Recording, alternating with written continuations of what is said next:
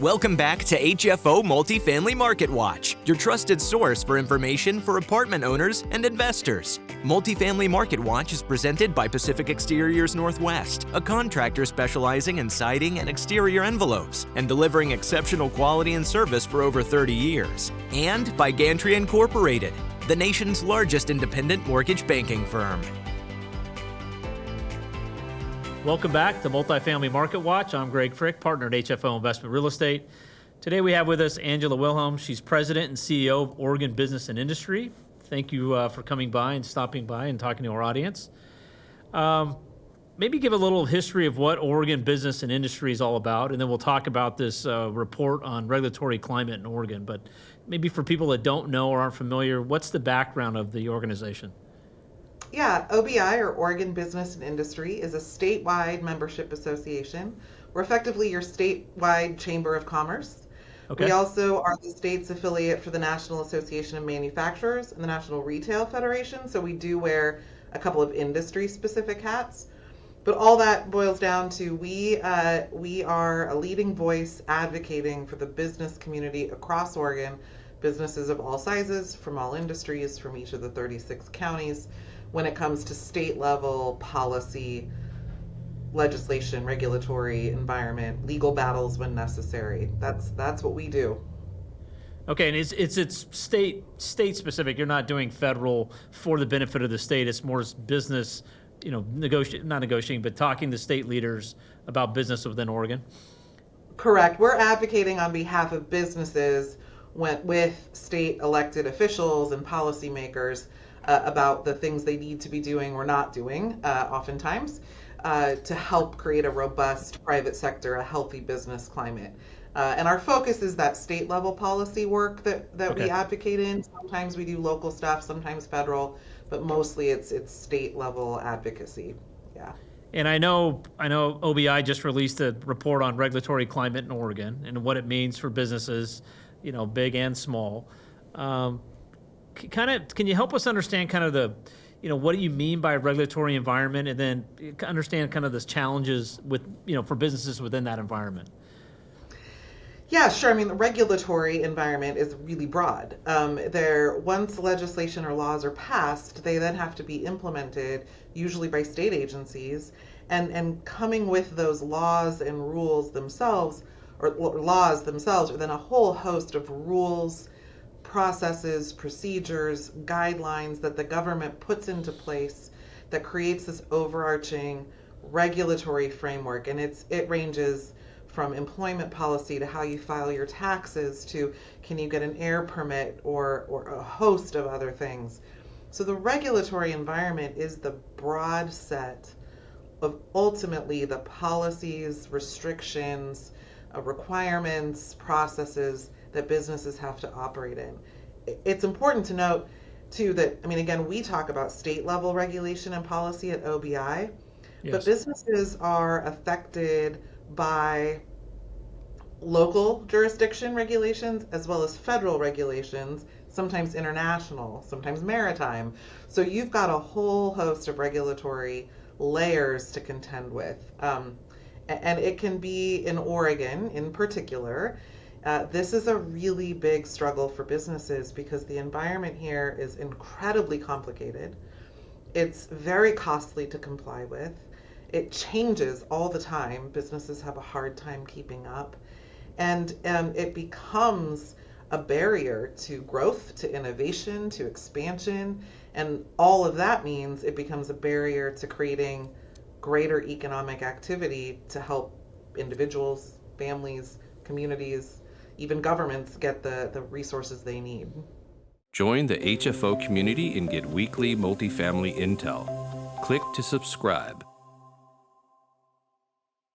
And I think in the report we ranked, 7th most regulated state in the nation, but trending towards 6th. And I think you highlighted some of the concerns or what the effect of that is.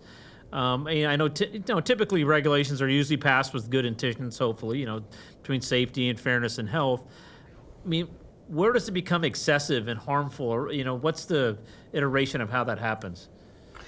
Yeah, I mean, you're right. Regulations start from a place of good intention, trying to make something work or implement a law or protect, the environment or well-being. But where we really go awry in Oregon, again, is the breadth and complexity.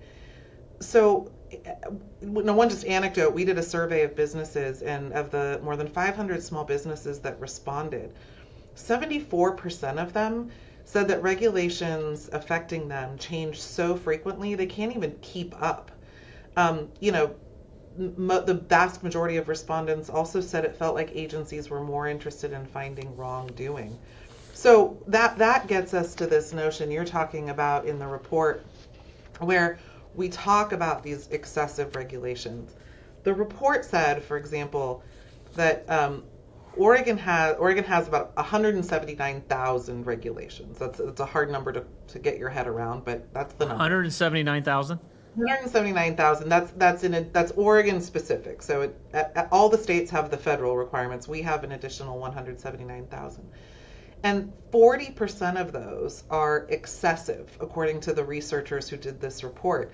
And they define that as duplicative, redundant, or burdensome. So they go beyond what's necessary to achieve a desired outcome, and they impose these additional undue burdens on individuals and businesses.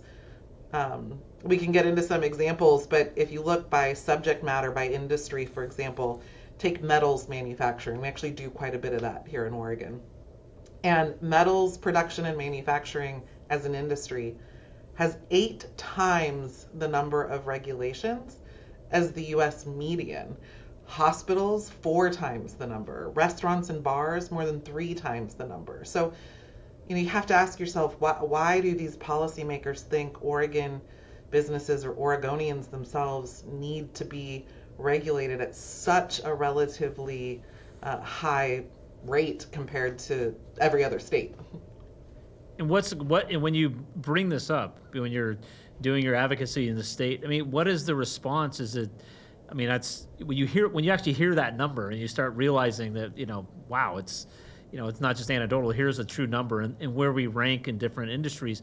I mean, is the response out of Salem surprise? Is it, oh, that's what we want? I mean, how do we change that mindset there? Yeah, good question. It's interesting, and obviously it depends.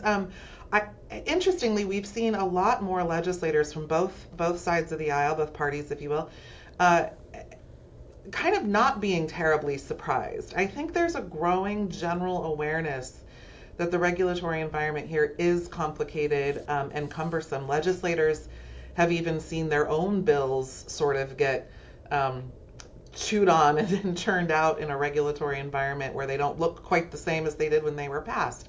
So people are aware. I think where we struggle is the legislature doesn't necessarily know how to step in and kind of rein the agencies in a little bit, if you will, or help them understand how maybe not to go too far or take them to an excessive place. And so we really need the legislature to take seriously its role of executive branch and agency oversight. We also, though, need the executive branch to take seriously its role of restraint, of understanding the totality of what businesses are facing. And a lot of times they get into their own siloed lanes within an agency, and they don't realize that all of that work in every agency is compounding when you talk about the end regulated entity or the business at stake. And so, is it more enforcement with the agencies, or is it, rules put in place and then how it's interpreted that's adding on to the regulations? It's all of the above. I mean, we do see a lot of rules that are where, let's put it this way, where no one has asked the agency to do something or told the agency to do something, and they are coming up with new ideas on their own. There are also examples of things that aren't even about the policy, but how a rule is put into effect. Here's an example. In 2019, Oregon passed a new paid family and medical leave program. Mm-hmm. Oregon already had the Oregon Family Leave Act. And the way these two work in Oregon, if you have one employee, you have to offer the paid family medical leave insurance. That's for everyone. OFLA, the other one, doesn't kick in. You're not obligated as an employer until you have 25 employees. Those two programs, though, overlap, and they're in the same wheelhouse. They're both talking about, medical leave of a type. And yet, the definition of a year is different in the laws. In both of them. Because in each of them, and they're each, one is administered by one agency, one's administered by a separate agency. And the systems don't talk to each other. So if you're an employer with 25 or more employees, you're subject to both of these regulations. And even setting aside what burdens that might place on you to comply, you have this additional layer of administrative bureaucracy to contend with because, we couldn't get the definitions to align. We couldn't get the systems to align. That's when we think about some of the regulatory frustration, that's low-hanging fruit to us because you're not even talking about the policy. You're talking about the how it's getting done. Add in, just to make that example worse, once you have 50 employees, you're also subject to federal leave laws, so FEMLA. So, you can be a relatively small business and have 3 different leave laws you have to wrestle with. And the tracking document, the sample tracking document the state came up with it's a nightmare to look at. So that's a lot of what we're talking about to start with. Are there policies we'd like to actually change in regulation? Sure. But we just need these things to work better and be practically implementable, if you will, for compliance. That's, every dollar someone's spending figuring out that matrix is a dollar they're not spending on their employees' actual wages or benefits. It's a dollar they're not putting back into innovation and growth in the company. It's a dollar they're not, contributing philanthropically. So it gets pretty frustrating. Like you said, it's a cost to the companies. It was, as Oregon is trying to be competitive in bringing companies in, these added costs, it's a tough hurdle to overcome. Mm-hmm. And the environment, as you brought up, seems to be, they just keep layering it on. Yeah. There was a 6-month period last year. We haven't counted this year, but there was a 6-month period last year as we were gearing up to get this report done, where the state of Oregon had put notice out for 500 rules in a 6-month window of time. That volume may not seem a lot when you're any one agency doing one or some of those, but when you're a regulated entity affected by multiple agencies in their rulemaking, that's an extraordinary pace, and we've got to kind of figure out as a state how to manage that as well. So it almost feels like we kind of resemble where California's going, but then you've got other regional neighbors, Idaho, Nevada. How do you see that competitiveness and new investments within the state if we're, from a regulatory side, having to compete with those other markets? Well, thank you. You have hit on the word we use all the time here at OBI, which is competitiveness. We do not operate in an economic vacuum. We have to be able to compete. And when you think about the fact that we're the 7th most regulated state, admittedly, California is higher than us on that list. That probably isn't a surprise to people. Right. But Oregon represents just a little over 1% of the nation's GDP. We are not an economy of a size that can absorb the type of compliance requirements that other states can. Another comparison, you mentioned Washington. I think a lot of people would consider Oregon and Washington pretty similar when it comes to values around the environment, for example, and politically similar. Washington is about on par when it comes to the number of regulations on environmental policy with the U.S. median. So the U.S. median and Washington track. We are about 30 to 50% higher, depending on the specific bucket, than the state of Washington. And so you have to think, well, if we generally, I think, politically share the same values, and our voters tend to make the same types of decisions, and they're even a much bigger economy than we are. Right. What are we doing down here to just layer on and again, how can we get our arms around that? There's this competitiveness opportunity is so important, and we cannot just think of ourselves provincially in this little, isolated geographic bucket that is our border. That's not how the economy works. And companies know that. They're getting recruited regularly, and they're looking at growing elsewhere. And we have to figure out how to restore our place as a desirable place for workers and for capital investment and business growth. Yeah, most definitely. I mean, we've been kind of pounding that drum for a while. I'm curious, why do you think we've got to where we are? Is it inexperience? Is it agencies in silos without communication? Where they're, like you brought up, overlapping? I mean, why are we here and Washington's not? I mean, is it businesses having a bigger stakeholders are at the table during some of this stuff, where I think sometimes there's a feeling in Oregon a lot of stakeholders are not allowed in the room when rulemaking's getting. I mean, what do you think from an organization is why we're here, and maybe helps outline some ways to get out of the position we're in? Yeah, I mean, I think for a long time we've taken for granted some of our natural or inherent advantages as a state. And I don't just mean the beauty and the geography and the things I think that we all, I've got this picture of the coasts behind us, there's that. But for a long time we had a lower than average total effective state tax rate. That got eradicated in 2019. We're now above the average. We've talked about where we rank on a regulatory basis. We used to see natural population growth, both from births, but also immigration, because people wanted to come here, and that can help kind of cover up some other economic problems in a way that allows people in policymaking positions maybe to get comfortable and take for granted what we have. We don't have a lot of those advantages anymore. We have some challenges in place of them, and so we have to just fundamentally think differently. On the regulatory side, for example, there's great ideas. Are all of them right for Oregon? No, but we ought to be looking at some of them. For example, there are states that have a legislative committee that reviews rulemakings proposed by agencies to make sure the rules are in line with legislative intent and producing outcomes. There's an example actually out of Canada where for every new rule that gets put in place, some number of rules have to be repealed, which is a simple recognition that times change and you need to modernize and you need to constantly refresh.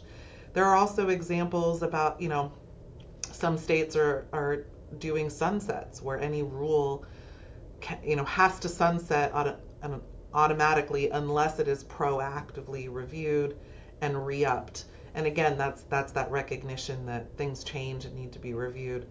We're pretty long on ideas in Oregon. We're not terribly great at outcomes and accountability. And so we'd like to see some of these changes go into place that could actually help grab that good intention from the rulemaking and actually see it to fruition with outcomes, as opposed to just layering on and layering on. And with, like you said, I think we brought it up. We got a little comfortable with where we were in terms of attracting and being competitive, and now the landscape has changed. Are you sensing that in your job going down and talking to legislators in the state, that they understand that, especially with a state that's so tied to income tax? If we don't have businesses and we're not competitive, it's really it's gonna hurt in the long run and the short run. I mean, what is the tenor change down in Salem, or I mean, I guess the question is, do you have some hope that the pendulum's coming the other way?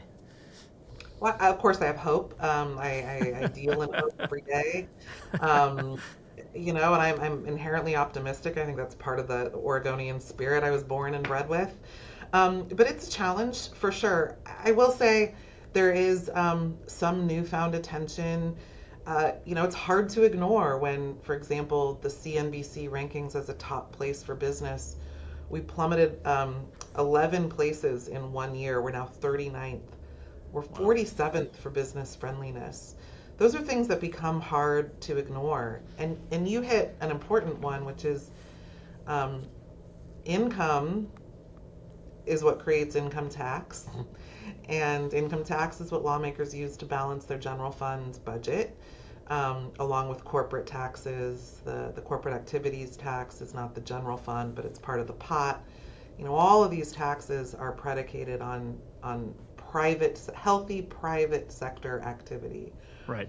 And as they have grown a budget that has increased exponentially faster than inflation, and now are seeing job losses and talk of a recession from Moody's and others, I think lawmakers are really seriously beginning to look at what they need to do to ensure that they can balance the budget they want to balance. Now, we believe the best way to grow revenue is to create more jobs and put people in those jobs, earning wages and incomes for their families, and a byproduct is the income tax.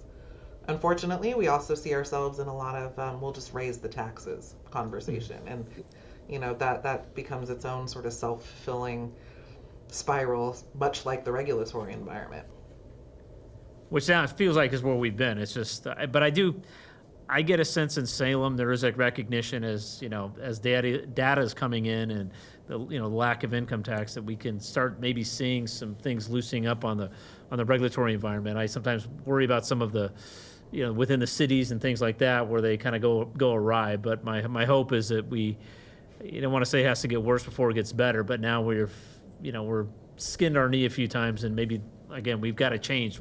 We can't keep going status quo. It's just not going to work.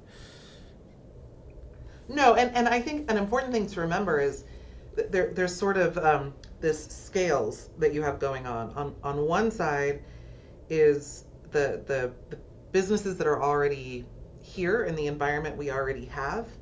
And as we've talked about, we're eroding that environment. We're making it harder. We're creating what the University of Oregon did a report, they called these push factors, but we're creating more push factors for businesses looking to leave, and that leads to economic problems.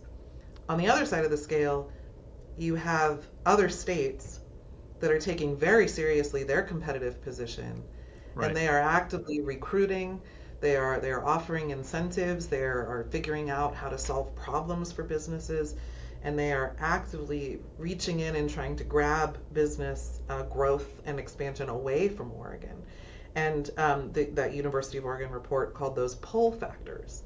So you've got both sides of the scale. So even if, and the point there is, even if we solved one side and sort of said, you're right, the status quo is not working, we need to do better, we would still have a problem on the other side of the scale. So we have to solve for both. Right. And what we can't do is let either or both continue to erode. So it's even bigger. It's even a bigger problem and bigger solution than simply not maintaining the status quo. No, definitely. Well, I want to thank you for all the hard work you're doing and your organization. I think part of the problem has been businesses in Oregon, need to have a loud voice, and we need people doing that down there. And for everything you've done, Angela, it's been very helpful. And if people want to get involved, they can go to the website below and get some information from you. And again, we'll keep pushing, and hopefully we start seeing some changes in the state, and we get the pendulum going the other way. So thank you again for sharing this information with our audience. Well, thank you for giving us the platform, and yeah, folks can check out all of our research and data. Send us an email if they have questions or feedback. Really appreciate it. We've got a lot of work to do, but as I said, we're hopeful. Definitely. All right, we'll see you again next time on Multifamily Market Watch. Thank you. Our entire office specializes in multifamily real estate, making HFO the largest multifamily brokerage in the Pacific Northwest. Your success is our passion. Build your legacy with HFO. Call 503-241-5541 or visit our website at hfore.com for more information. HFO is a member of Global Real Estate Advisors. Learn more at grea.com. Love the insights? Tap the like button and click subscribe. It helps us bring more multifamily news straight to you.